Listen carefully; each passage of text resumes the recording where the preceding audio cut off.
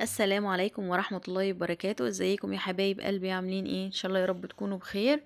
جايه لكم النهارده بفيديو جديد ووصفة جديدة ان شاء الله هتعجبكم وهتعجب اولادكم. تنفع المدارس واللانش بوكس. حاجة كده صحية وحلوة قوي. هنعمل النهاردة السوسيس بطريقة بسيطة قوي وسهلة. ان شاء الله تعجبكم، بس اهم حاجة نتابع الفيديو للاخر وما تنسوش اللايك والاشتراك. هجيب عندي هنا كيلو من صدور الفراخ. طبعا قطعتها مكعبات عندي كده، طبعا مغسولة كويس ومنقوعة وزي الفل. هنزل فيها في الكبة كده، وهبتدي ان انا انزل بنص معلقة كبيرة من الملح، وكمان معلقة كبيرة من البابريكا، معلقة كبيرة توم باودر، معلقة كبيرة بصل باودر، معلقة كبيرة فلفل اسود،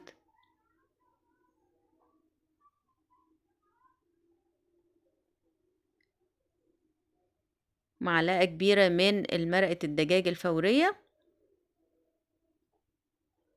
وعندي بيضة. كمان بيضة هنزل كده على المكونات وبيضة. وهبتدي ان احنا انزل كمان بنقطتين من اللون الاحمر الغذائي، واضربهم كويس قوي في الكبة لحد ما الخليط ده كله يبقى ناعم معايا جدا. نضربها كويس قوي لحد ما تنعم معايا. الخليط خلاص تمام جاهز معايا. هنزل بقى عندي هنا في البولة.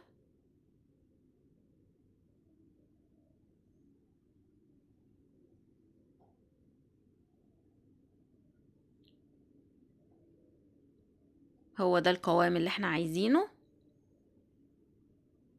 هجيب طبق صغير فيه شوية من المية،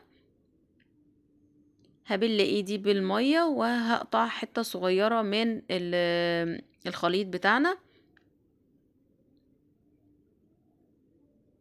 اهي، كورة صغيرة كده. وهجيب كيس من اكياس التلاجة وهفرده عندي كده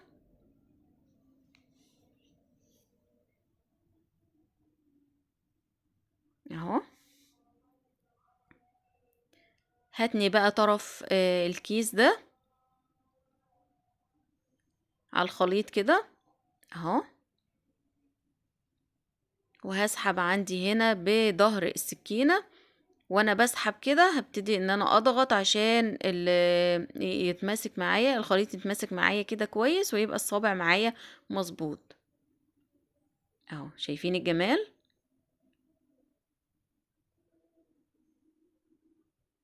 حلو قوي.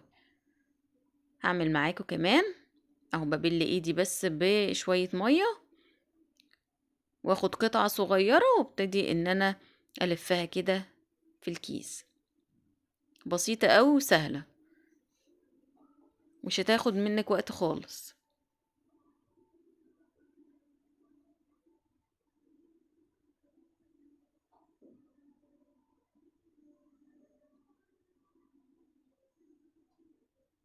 خلصنا كده الكمية اللي بالسادة دي، سادة اهي ما شاء الله، عمل لنا كمية حلوة. عندي باقي شوية بقى هعملهم بالفلفل. عندي هنا معلقة كبيرة من الفلفل المجروش، هديها تقليبة كده. وهنبتدي ان احنا نشكله برضو بنفس الطريقة اهو. خلصنا الكمية معانا كده. عندي بقى على النار هنا حلة نصها مية بتغلي. هشوف عليها بقى ايه مصفى تكون مقاسها كده.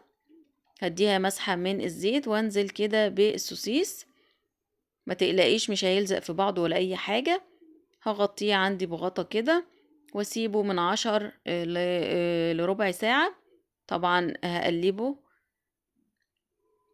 من الوقت للتاني كده، اديله تقليبة كده. خلاص استوى معايا وبقى تمام.